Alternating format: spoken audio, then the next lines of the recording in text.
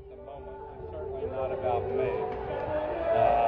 A lot of you know me just because of what I've done over the years.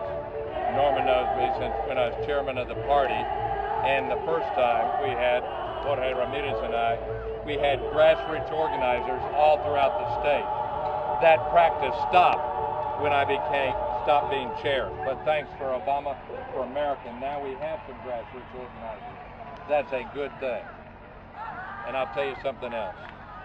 If you look around this group and there's somebody who you do not know, or somebody for the longtime activist who looks like a newcomer, then get to know them. Okay, the way we do organization is people with similar values need to get to know each other and build bonds that cross neighborhoods, that cross income lines, that cross languages, right? That cross states, and that's what we're good at in the Democratic Party, because that's what we're all about. And there's something very powerful about a network.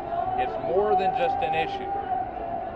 History's on our side, but the politics of fear will always have some advantage because it's easier to scare people than to educate them.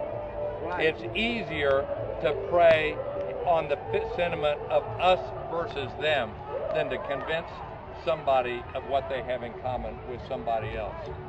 Ours is a politics of the higher ground here among this group.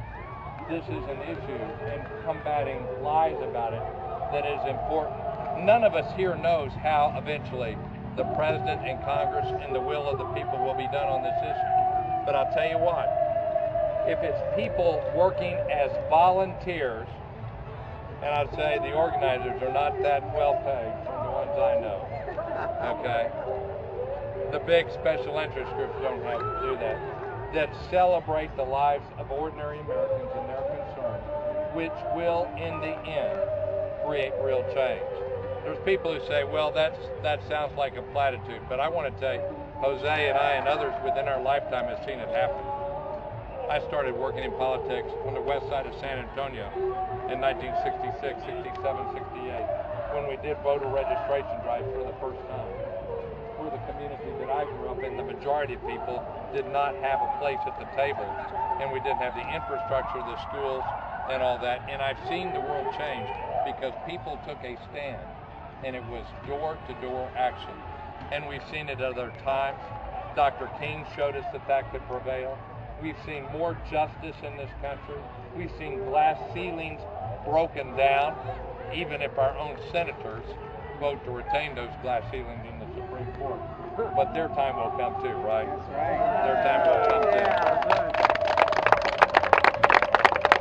Those who want decency, you know, the essence of what we're fighting for is pretty simple.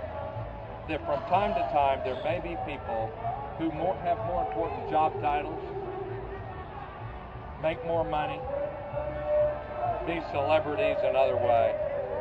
But in this country, as it says in our Declaration of Independence, as it says in the faith of many of us from different traditions, there may be people who have more important responsibilities from time to time, but there's never a person who's a more important person than anybody else, right?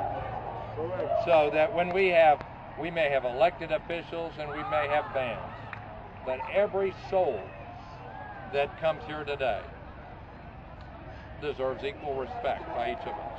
Correct. And if we carry that value forward, sometimes it's a hard sell because people want to look down on somebody to feel they're important, right? Correct. And none of us can be perfect and think that we're perfect. But this is social action at its best. Now, here's my fear.